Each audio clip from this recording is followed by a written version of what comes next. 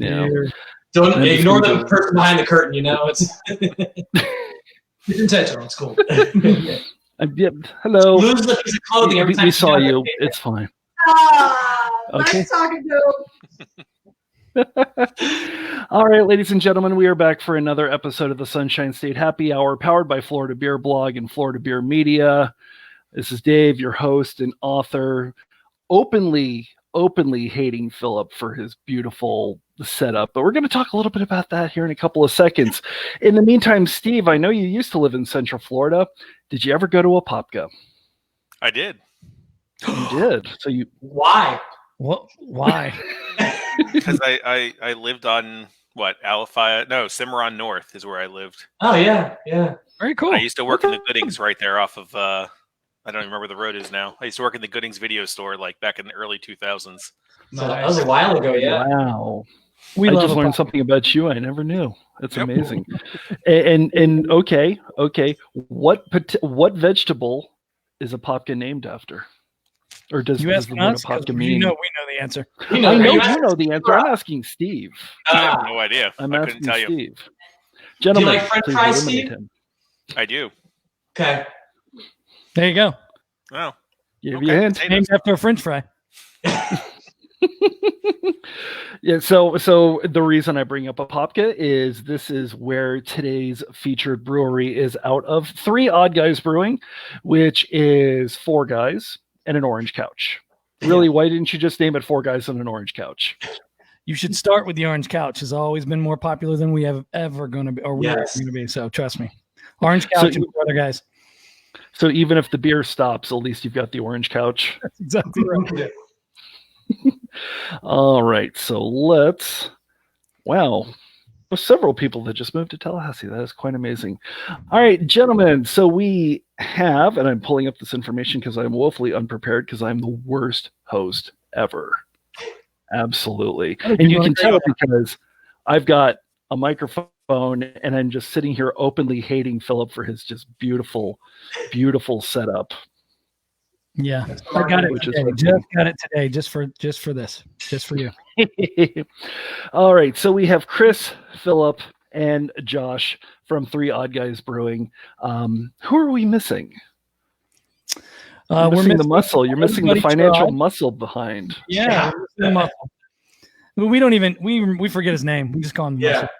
Yeah. the guy over here on that guy. Yeah.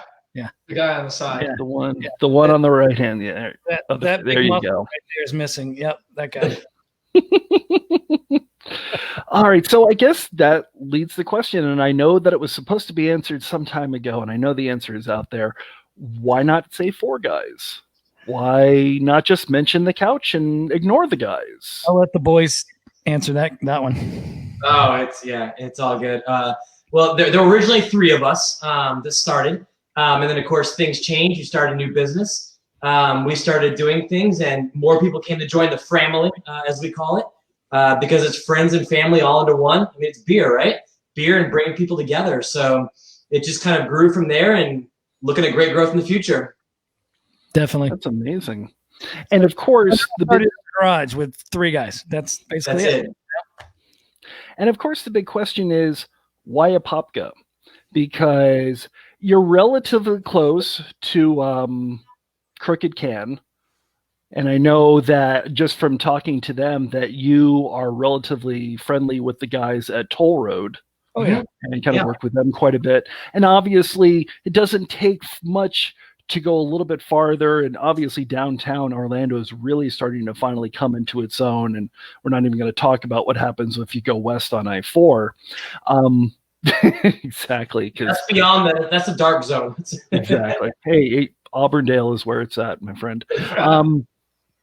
Why a Popka? Why specifically did you decide to focus on a business like this in a location that's not necessarily known for being hip? Yeah, well, I'll start with that one. You know, it was really interesting when we started brewing. Josh was wave. Josh was smart enough to go, hey, why don't we brew our own beer? And, we had a lot of friends and family that used to come over in a Popka, that lived in a Popka, that lived in our neighborhood. We all lived in the same neighborhood. So, really, we feel very, very connected to Apopka. And not only that, listen, as an ad guy, there wasn't a brewery in Apopka. So I saw opportunity to give Apopka something that was really special. And so when we first came up with the idea, we started, I say we were building our brand at the same time we were building our brewery, and we just started posting on Facebook and talking about opening, and Apopka just really, really grabbed onto us, and they took the ride with us. So we've had a blast building it. It's been about 2 years. It took us a little while to open, COVID, all the fun stuff. But once we open, we know exactly why we said, let's keep this joker in Apopka, because Apopka is very loyal. They are very tight with us. They come see us. They ask for us. They hang out with us at the brewery.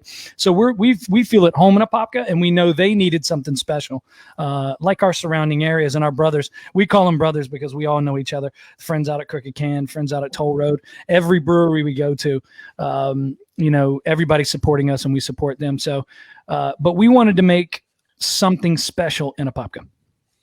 Excellent. And Josh, I'm really going to throw this question to you because you're not in a location that's known for having a heavy amount of beer knowledge. Like if you were to open up in Tampa, you could throw out Dunkels and triple sours and Brett all day long. Philip, what are you opening? That's called a midnight bike ride, and I'm going to go ahead and pour this real quick while Josh answers. So while he's pouring that, so that was another good reason. Epic moment. Yeah, exactly. So my question for that was, in terms of the locale, do you try to brew specifically for what they sort of know and then gradually bring them knowledgeable to where you kind of want them to be? Or is there enough knowledge that's sort of gleaned from everywhere else that Apopka already had, and so you're able to right off the bat push the boundary a little bit? To me, it's a little bit of both. So some of the first core beers that we did, we really had that original of not a huge craft beer possibly type area in mind when we were developing some of our first stuff, like APK IPA. To me, that's like is a good way to bring someone into the IPA world if they want to try that. And then also we found recently, especially since we've opened and have been in the process, there's a lot more craft beer people in this town than we expected, that do travel down to our brothers over at Crooked Can, Toll Road, and all those guys. But we definitely have put, and especially when we're creating the recipes and writing the recipes, is that we were thinking about how we can get people into that craft beer world.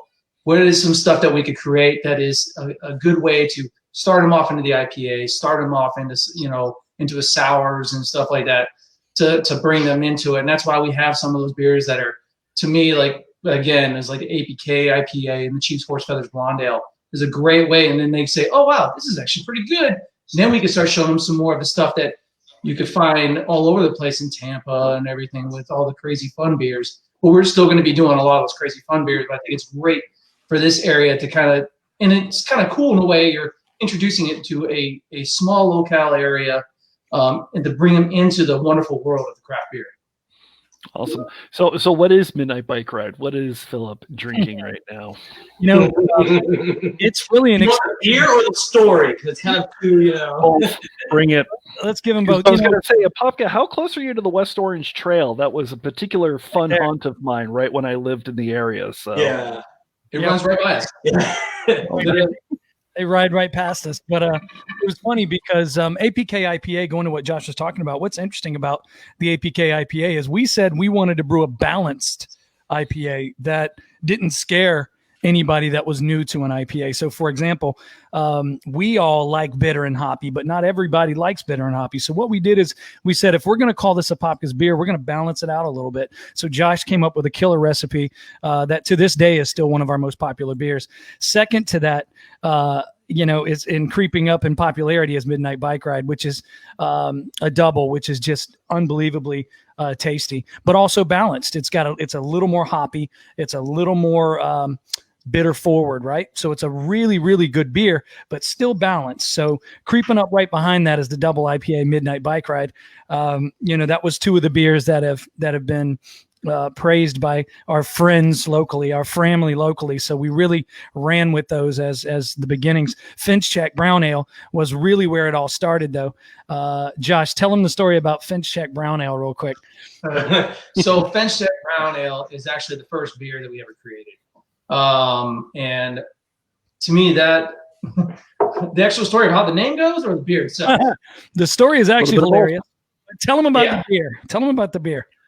So at the time we were really, especially myself, was really into the brown ales. Everybody has their phases they're going into.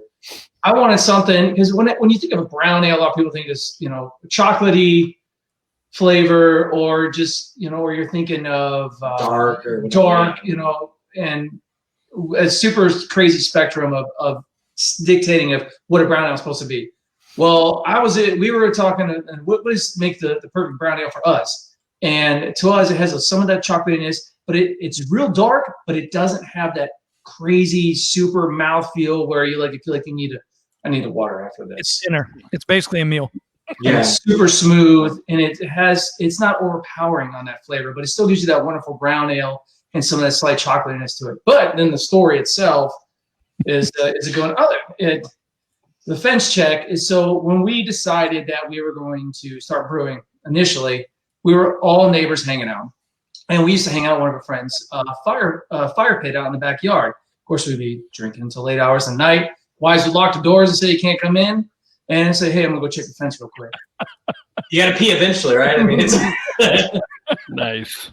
Finch Check Brown Ale was born, and really Midnight Bike Ride came from kind of that same, when we were experiencing like fun together in the garage, we would just literally brew all night, drink all night.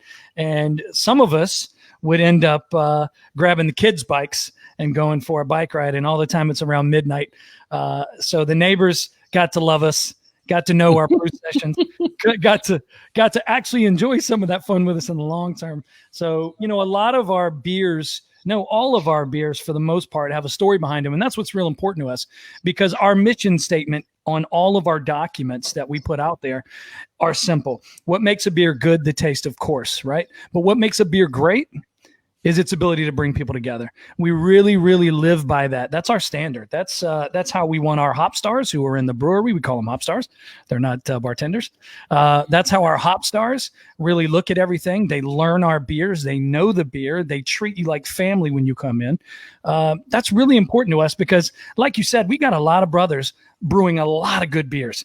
And I can promise you some of theirs are better than ours and some of ours are better than theirs. So it's not a competition of what beer is best. To me, it's about taking people, bringing them together and enjoying a beer together. It's really that simple with us.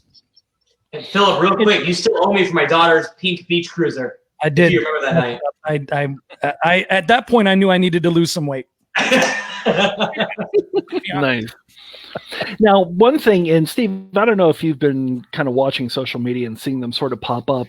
One of the things that differentiated Three Odd Guys for me from a lot of the other breweries that have opened, especially, here in 2020, is a very tight, very focused, very purposeful marketing campaign, shall we say. And obviously we made fun of the orange couch a little bit, but you really focused on that not just a gimmick, but sort of a focal point of the brewery. I guess I'm going to dovetail this into, because I know, Philip, this is basically your background.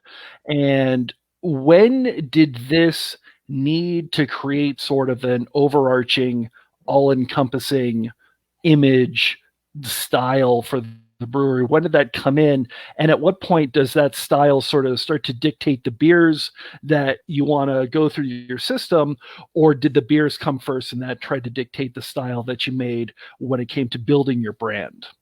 That's a great question. I'll never forget this till the day we all die or they kick me out of the group. The bottom line is this: the beers always come first, and they did back in the day. So we were always about brewing good beer, right? But one thing that I noticed as an ad guy, I've been in media and entertainment and advertising my entire life, 30 plus years. But one thing I noticed was the more we talked about beer, the more people started hanging out with us, the more Josh's old friends from his old job would show up, Chris's friends and family. Everybody was asking us. I noticed that it brought us all together. So it always started with the beer. But to me personally, what I don't want to do is not be able to prove up our brand, right? So proving up our brand is very important to me. Orange started with one simple thing. The guys had gone way before me, which they shouldn't have, and they know they shouldn't have gone before me and developed a logo. They know better. They know better. I live in that world. It's like, Josh, I'm not going to brew a beer without you, buddy. But anyway, they designed a logo on Fiverr or something. The logo was pretty cool, but it didn't represent us. But I remember one thing: orange on their first hat. And I said, you guys, you did something just right. Not the logo, but that color orange. So I knew orange was going to be something that we latched onto because one, my big joke now is I want to take orange away from Home Depot. So that's my goal as we grow our brand. But it always starts with the beer. We can joke around about our brand all we want, but it always started with that first hat, the orange on that hat, and the beers. And then what I did and what we did as we went along, as we're telling this story, all of these things started to evolve. So for example, the orange couch, my wife literally saw an orange couch on Facebook, whatever marketplace, and goes, that orange couch would look pretty cool in the brewery. And I'm like, buy it. It was like $50, man. So we bought our first orange couch for $50, shoved it into the brewery as we were actually demoing this. We demoed our own place. We're very proud of that. It's a long story. But all of a sudden, people started seeing us on that thing and started seeing us do, mini podcast on there and having fun experimenting with our own media. And all of a sudden, we would be out at some event and they'd say, "Where's the orange couch?" So the orange couch became very popular with our friends in Apopka and in the surrounding areas. And so we understood that also symbolically for me as an ad guy meant people coming together, sitting on a couch and having a blast. So we will run with anything that proves up our mission statement of bringing people together, and we really mean that. Dave, have you seen our orange couches yet in the brewery? The little ones. I haven't seen the little ones. I know that you have at least 2 full-size ones. One is up on a stage. You've got 3, but I know there's the one that's on the stage and sort of set off to the side. I wish I had one here, but we do have 3 actual orange couches. 2 are in the VIP areas. One's kind of a photo op moment, But actually, Josh and Mitzi, their family members, took the orange couch, and we don't have flights in our brewery. We have orange couches. Yep. So you actually get 5 beers on an orange couch, and you choose 4, and then you get a beer tender's gift, and you go couch surfing. So, yep. I mean, So anybody out there, let's go couch surfing. We even trained our hop stars to not really respond to I'd like a flight. We just kind of go like this. Like, what the hell? We don't have that here. Yeah. It was a flight. Oh, you want to go couch surfing? No problem. And then they whip out this orange couch, and we call it the brewer's choice. And our goal too. And Chris has been in this type of industry his whole life, basically. His old 22 years. You're 22 years old now. So his whole life, basically. And he knew that guests are very important, right? And a part of inviting people into our brewery was educating them. So one of the things that we said is we understand that if someone comes in and they're a lager guy, they may not have ever tried an actual IPA, but they're going to tell you, "I hate IPAs," right? So we literally said, and Josh is really good about educating. Chris is really good about educating our employees. One of the things we said is try to guide them towards a new style or something different for that 5th beer. That's why we call it a brewer's choice, so we can bring people in. And the irony is this, and I'll never forget this day too. By the way, it took us 3 days to run out of our first APK IPA, an IPA that all of Apopka loves now, because we're talking about the folks that said they would never have an IPA. So the irony is the folks that have never tried IPAs, one of their favorite beers now is APK IPA. So it's really important that orange couch represents the opportunity that new beer and new styles bring. You guys out of Nice. beer? And I kind of want. Am I the only one drinking? I mean, cheers to you guys. I mean, I think he's may go for Chiefs horse feathers next. So we'll see. Okay, what are you guys drinking? Talk to me. I should have sent you guys some beers. I'm sorry. That's okay. Steve, what are you drinking? Nothing but fluff from Bang and Banjo. Oh, Nice. We actually have a Bang and Banjo. It's actually funny. that sounds delicious. You know, It is. and it's funny that you mentioned Bang. It's funny, Steve, that you mentioned Bang and Banjo because their flights are a banjo. That's Right. And I'm trying to think. They actually have a mega banjo now, which is like Yeah, it's like 18 35 beers in the mega banjo. That is so cool. Yeah. Oh yeah. Chris, And I'm write trying that- to think, Steve, is there anybody else in Florida that has the kind of interesting flight boards that you can think of? I know everybody's trying to move away from them because the flight boards keep disappearing if they're too good. They're too cool, yeah. No, Yeah. most of them are pretty standard flight boards from what I can think of, other than Bang That's and what- Banjo and Three Odd Guys, obviously. But We talked Yeah. about putting trackers on them, but you know. we haven't lost any yet, have we? Well, now we will. We haven't lost any yet, have we? I don't think so. No, not yet. No. That's That's good. We've funny. got a lot of Yeah, they're all handmade too. Now Right. we're really losing. Amazing. You know, Steve, with this next question, I'm kind of thinking of your time that you went to Grove Roots and how very specifically focused on the history of the area and the Winter building. Haven. Yeah. Exactly.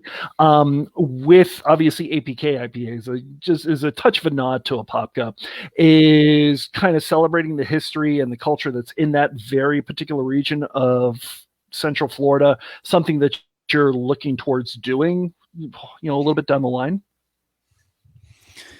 Well, you're talking about us expanding, basically. No, I'm talking in terms of the beers celebrating the area. Because like with Grove Roots, I know one of the beers that I just reviewed for the blog actually was 6 a.m. Pickers because Right. they had such a very strong focus. Most of the beers focus on the region's agricultural and citrus growing That's roots. really And cool. obviously for a coffee porter, an incredible coffee porter, it kind of focused on the getting up at 6 a.m. and getting out there and picking oranges in the groves. So obviously I would think that there would hopefully be some sort of a big potato series or something to really kind of tie in what a popka is, and the people that maybe the people that live there don't really know who the history was behind the city in which they live. So that's a great idea. I can't tell. We're actually doing a toy drive with the Big Potato Foundation right now. Right behind us. Yep. Oh, Nice. it's $2 and all that. Yeah, it's all. Yeah, absolutely. There's a great place called the Big Potato there, and these guys do a lot of fundraising to charity, and they're really artistic guys. And we're doing a drive right now, a toy drive right now, trying to. By the way, look us up on 3 Odd Guys Brewing and give us some toys, man, if you're interested. But they're called the Big Potato. But I look to Josh always for the recipe and the style. Josh is really good about taking and making new things. So what we wanted to do with our 4 core, we call them, is to find a really good base, and he's done that. Chief's Horse Feathers is our answer to the light beer. Chief's Horse Feathers comes in at 4.5%. It's buttery, it's crisp, it's very session. It's something you could easily drink. And Josh was gracious enough to allow me to ask him to brew a beer named after my grandfather. His name was Chief. I forget his name. It's Paul Ivy, but we always called him Chief. And he was a Navy guy. And I said, Josh, it's just got to be light. His favorite beer was Miller High Life, the champagne of beers, right? So let's kill it. Recipe took 1 session and he crushed it. It's so good. And that's now one of our more popular beers, coming in nice and clean. We've converted a lot of people that are like Bud Light drinkers or whatever. And they're like, no, Chiefs is now my favorite. So we're very proud of that. But I look to Josh, and I know Josh is really good about seeing things. Josh, tell them about your ESB that you brewed up. So with knowing ESB, one night with a wonderful couple glasses of our midnight bike ride. Midnight will get you drunk. An ESB, a nice to style ESB, but then of course we're choose to be different. So I kind of had to totally use some things, but Americanize it in our own way. And don't lie. It was Jason, one of our guys. He's got a beard like here. Yeah. Yeah. Those two had a few midnight bike rides and came up with. You guys were toasty. Don't lie. You were toasty when you came up with that recipe. Yeah, no, Jason had a lot to do with it too. It was a fun night, evening, just working on that beer, just itself. It was like I said again, everything goes on the story, and because anybody can just go. I'm going to brew an IPA. I'm going to brew a brown ale. I'm going to brew Hefeweizen. I mean, we have a reason why we brew each of our beers. You know, there's a lot of heart and love and everything into what we create. But the ESB itself, it's like I was like, well, we originally were going to call it American Brewing ESB. But we call it Hello America, and you have to say it with an English accent, even though mine's terrible. Hello, America. Hello, America. That's really bad. But, we totally Americanized it in our own way. That's why I kind of we mixed the two together on it. And that happens with a lot of our beers, but it still has that kind of a malty forward with as an traditional ESB, but definitely with the hoppy back end on it, which I completely Americanized on that profile there. Again, it's kind of like what we do with a lot of our beers. I mean, I love brewing to style, but I always have to say, I'm gonna completely change this and try something new, just like everybody else is trying to do. But that one was a real good one that we put together and changed a lot of random stuff, but still kept it towards to style. And Chris, Nice. we small batched that. How did that sell out of the tap room?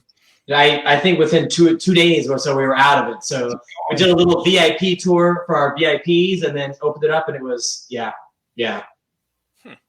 Now we're just waiting to get the big batch going.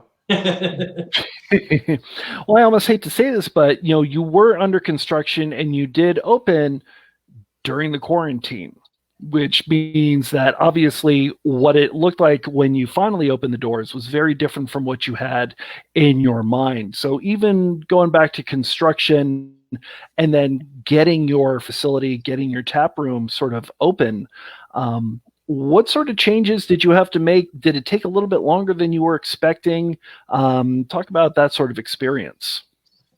I'll start, but we all got stories. And one of the first things that happened when we got a funny story, and I'm gonna tell the story about the mayor that initiated all this real quick. I'm in a pitch. I'm pitching a campaign, and our buddy Brian Nelson's fantastic in Apopka, and he, I kept seeing this number ring on my phone number. On my phone, and I'm like, I don't recognize this phone number, so I'm not answering. I'm finally like, this must be emergency. Well, Brian Nelson had just seen that we had LLC'd and we were in Apopka, and he was looking for a brewery to go in this specific spot, right? So he finally got a hold of me. He said, "Don't hang up. It's Brian Nelson. I'm the mayor, blah, blah, blah." What a fantastic guy. We talked for like an hour. I just literally left my pitch and just let my guys finish the pitch. I'm talking to Brian Nelson. It was funny. I'm kidding. But he didn't take up that much of my time, but he was really cool. And he honestly wanted something in that downtown area. So we knew that there was really one facility. We knew he was trying to build it out because it worked really well for Winter Garden with Crooked Can and all these other areas. So that's what he wanted. So we literally, signed the paperwork. And the day we signed the paperwork, it's like, what do we do now? Oh my God, what do we do now? So we gutted the place and we all chipped in, families, wives, and literally Kids, everything. The kids, Chris's kids and Josh's kids, and everybody came in. And the reason I bring that up is we knew that we had a little bit of time. We've got to get our licensing in line and everything in line. So we spent a good 6 to 7 months just gutting the place and looking at the vision. And when we literally pulled the ceiling tiles down, we saw this beautiful, the place was beautiful in terms of steel beams, and just really pretty, kind of represented our garage. We wanted it to feel like Josh's garage, where we were brewing. We've even, when you come into the brewery, you'll see in Josh's brew area, the same type of stripe that he had in his garage, etc. But we knew that it was going to take some time. So we spent a lot of time on this place. And as we started to get ready, we thought it would be 6 months, 7 months, 8 months, right? So as the 8-month mark hits, we're still a good ways away. And a lot of it is just, like our friends at Toll Road said, obvious, you just didn't see it. So we thought it would be 6 months. Man, we're open, baby. Let's do this. No. They said it's going to take you 2 years. We're like, okay, whatever. So we moved into January, February, and we're like, yes, we're ready. And all of a sudden COVID hits. So yeah, that was sneaky, but I will tell you, it was kind of a blessing in disguise, because as our friends were struggling, to hold on to employees. We didn't have to do that. All we had to do was just make sure we're still paying the small amount of bills we had at the time.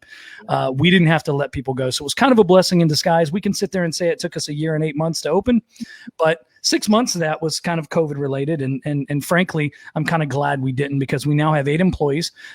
We are doing very well. Chris will tell you that it's a daily adventure for Trot and he, in terms of running the brewery. So we've got 8 fantastic employees that are really dedicated to us. It gave us a minute to actually figure all that out. So it was kind of a blessing. Yes, a year and 8 months, a lot of sweat, stitches, tears, but frankly, I don't know if I would change anything. I really don't know if I would change anything. So did you have any crowlers going out or any growlers going out of your brewery during COVID time, or was it strictly just shut down? And strictly shut down. Yeah, not until we opened. We got a crowler machine, which is another story in itself. But we finally got the orange one we wanted, because it's got to be orange. So we had growlers, but not until we opened. nice. Yeah, we did sell VIP packages, right? And we have almost 120 VIPs right now, and more than half of those were sold before we opened. Yeah. So Dave, back to your point with the Popka, I mean, they were bought in, they were ready for us. So almost 70 of them were bought before we even opened the front doors, which is the support was there. So yeah. And we had luckily enough a couple of opportunities to reach out and meet some of the people in Apopka that weren't already in our garage. The 100 people that probably came through Josh's garage over the years. But and when we went out, we said we're not phantom, we're real. And we were able to sample like Chiefs and sample Finch Check and do fun things like that. Obviously, we couldn't sell it, but we were sampling great beers as we were getting out there. And then we slowly swelled, our brand swelled, and we are very proud of the wheels on our bus. I'm a big fan of building substance, right? I mean, anybody can go out there and make a logo and do all these silly things that I do that took us a year and a half. All this goofiness didn't happen overnight, and we are odd. I promise you that. But my thing is that, well, yeah, but what I will tell you is, we have roots, and those roots are in Apopka, and it's very important that we recognize that as we move on and as we expand. And one of our missions is to also reach out into Apopka businesses and get on their taps first. One of the things we talked about with some of our partners that that we can't talk about openly right now, but you'll see in the future how we expand, is Apopka's unbelievably important to us first. So we look to be in our community, not just on taps, but behind us, helping out the neighborhood behind us, expanding our reach, not just through beer, but through community efforts. I can't tell you how great it feels to be able to have one of our partners, Daryl. Daryl brings in a lot of money and buys a bunch of turkeys for Thanksgiving, and we're giving turkeys away, and we're doing all these great things. That's important to us because, again, it's right there in Apopka. We don't want to just take from Apopka. We want to give back. So these are important things, and that's the roots on the tree for us. And in the grand scheme of things, our expansion will be slow growth, but it will be substantial. It's not going to just be, hey, we went across Florida and now we're so huge we ignore people. Apopka is always going to be right there in our hearts, and we're always going to be in that brewery. Excellent. Obviously, there is sort of another side of that coin, and I have heard some breweries talk about the fact that there may have been some people that were not as concerned about the pandemic, not as concerned about the reality of COVID, and sort of got very aggressive, shall we say, in terms of pushing them to open. Chris, did you get a lot of that sort of pushback from the community? We did. I mean, they were coming in and day out. When are you going to happen? They would come we would always joke about them putting their hands on the window to come look in, But it's funny because we've been open for a little over 2 months now. And we only had about 12 seats at the bar, 12 to 15. We just bought our bar seats, a couple of weeks, 2 or 3 weeks ago, because we were, masked, social distancing, all of that. And we didn't want to overdo it, We literally had to wait at the door. One of our hop stars, chaperones, Nate, used to work at Universal, so he knows how to handle crowds. And man, he would just, nope, I'm sorry, guys. We'd have outside standing room or whatever it is, but we wouldn't let him in because we're just being sensitive to that. So we only had 12 to 15 seats at the bar because that's all we wanted at that time, So absolutely. And frankly, we've gotten no pushback on it. No. And because the way we've handled it, and Chris is very good at this, at acknowledging how guests react and how guests come into facilities. Day one, and this was very telling. Day one, we had 2 lines out the door. It was ridiculous. We had 77,000 engagements on the Facebook post that said, we're open now. It was ridiculous. We knew we were going to have to manage that, but not one person complained. They're standing out there. I'm running out there going, please, it's okay. We'll get you in here. I promise. People were recognizing that there were crowds out there, and they would leave just so people could come in. It was this kumbaya of sorts. Because Apopka knew that this was special to them, and we knew it was special to them. So it was an unbelievable moment. There was pressure to open, but we were smart enough not to do what would get our brothers in trouble, right?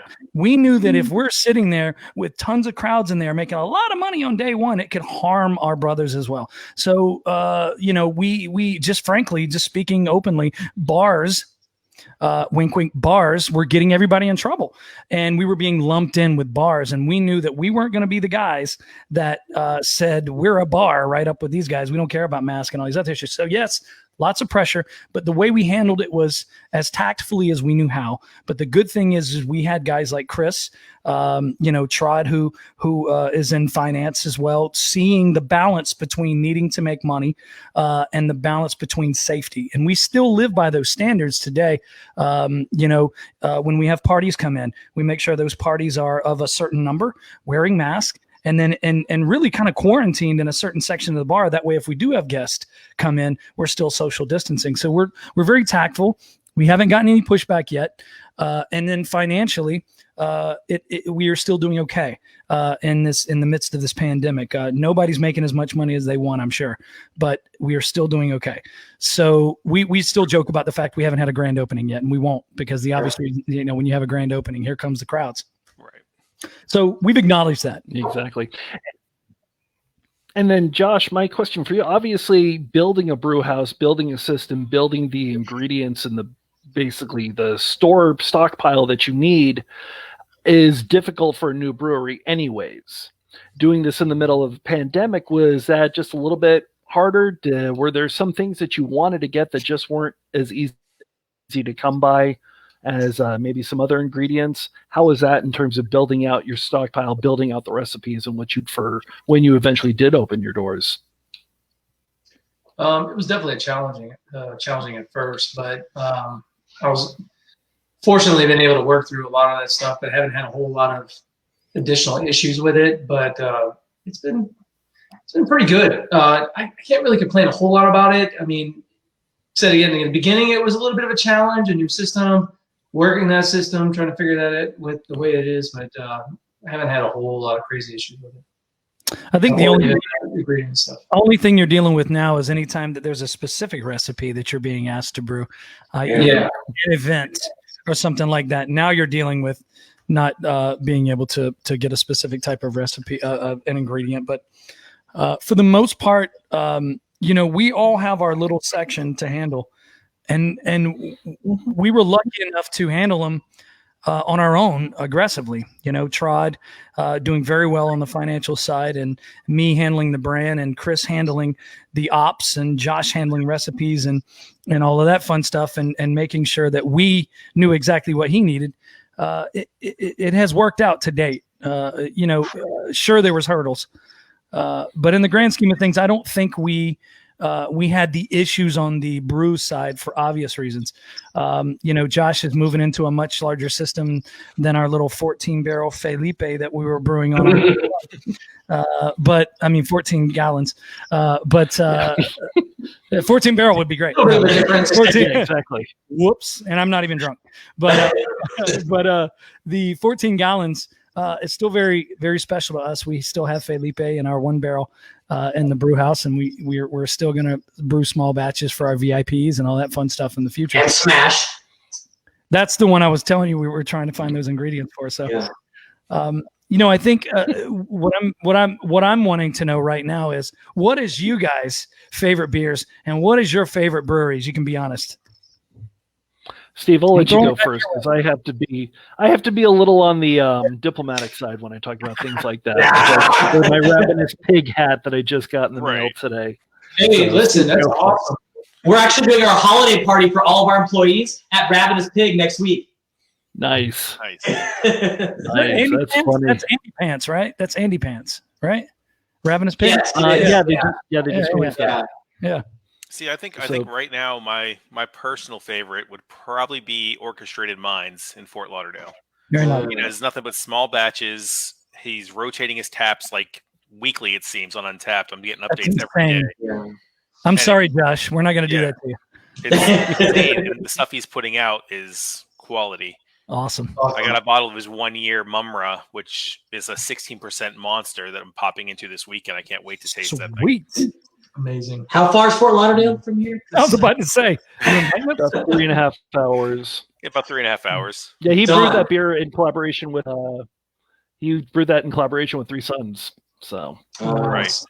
We collect the 120s and let them age for a while. So that's what it reminds me of. Is I do have a bottle of Fremont gosh. B-Bomb 2013 sitting in my cellar right now. Ooh. Hey, guys, Jason would love him. Yes, he would. Yeah. We have, and here's why. Not because you got a cool beard, because he's got a cool beard. We have a running joke that when we're out of beer, we go visit Jason's fridge. It's called Jason's Fridge. He's got an unbelievable selection of beers, and he's, made us all broke by turning us on to these great apps that we can just buy beer on the fly. You know what I mean? exactly. Thank you, Jason. Steve went a little crazy with Tavauer. Yeah. Oh, Tabor? That's where Jason's Fridge comes from. It's Tabor, yeah. Josh almost lost his house because of it. I'm just kidding. Steve gave me some awful monstrosity Oh that no, poured was like good. it poured. Chunks. It's like if you went Chunks came out of that can. if you went to like smoothie, Like you Jamba Juice. drank like an inch off the top and then filled it back up with Everclear, swished God. it around, and What then is poured it out. It wasn't Oh my beer. God. It wasn't. It was beer. called Smoofy. It was a puree. It's a great name, but I'm not Yeah, liking the exactly. beer. I Tried a new beer. You tried a new beer. I wouldn't call it a beer. Beer. I'm gonna be honest. Dave has given me some beers that have been loosely called beers at the best.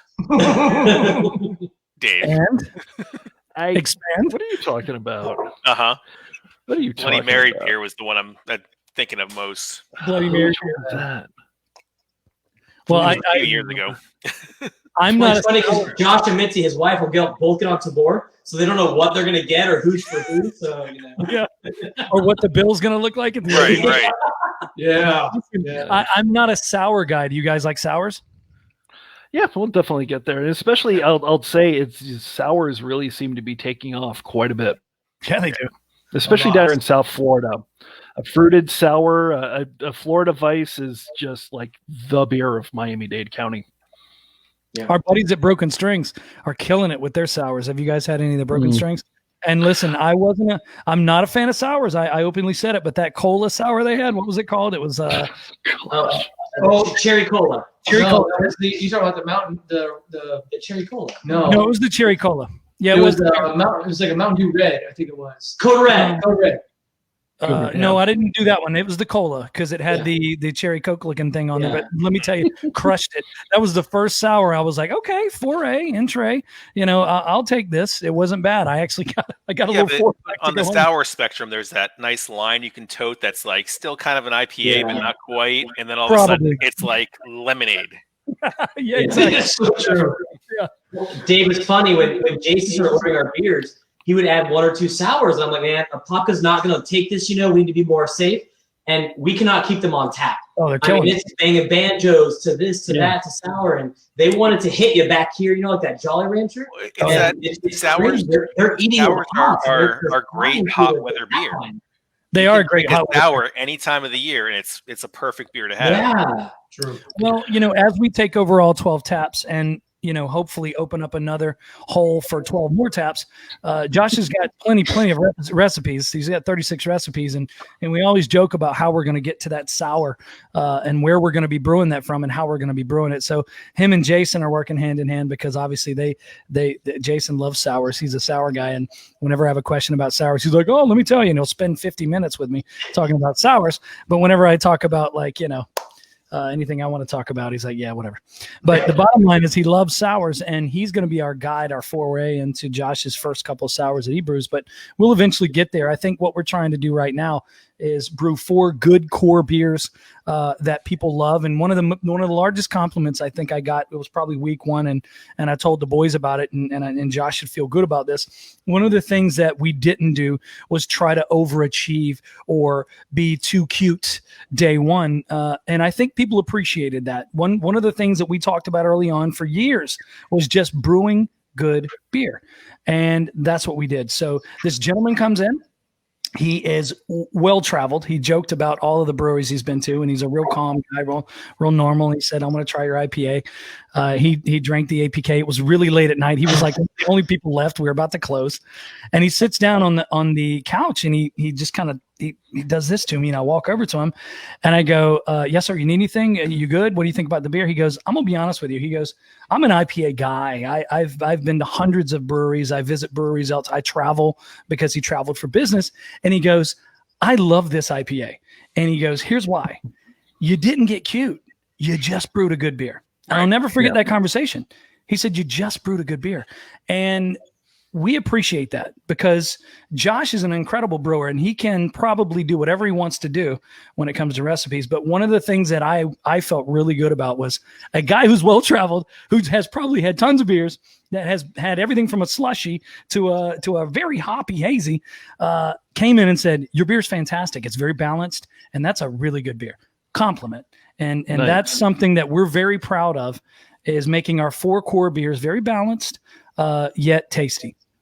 Awesome. And obviously, I know that you want to expand from there. So I will leave the 3 of you with this question, and I am curious as to what each of your responses are going to be.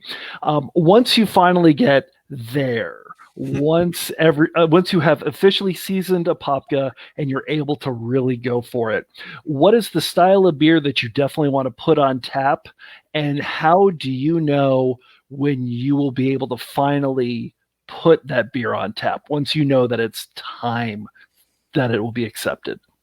Josh, that's all you, buddy. Of course it is. Oh, I want to hear all 3 of you. No. You're all doing this. So what I've been learning lately with a lot of the beers that, a lot of people from a Popka that's been coming in, I know some of the next ones are going to be doing some hazies, and I believe that sours are probably going to be the next big thing here. I've started to notice a lot more people starting to get into the questioning about the sours.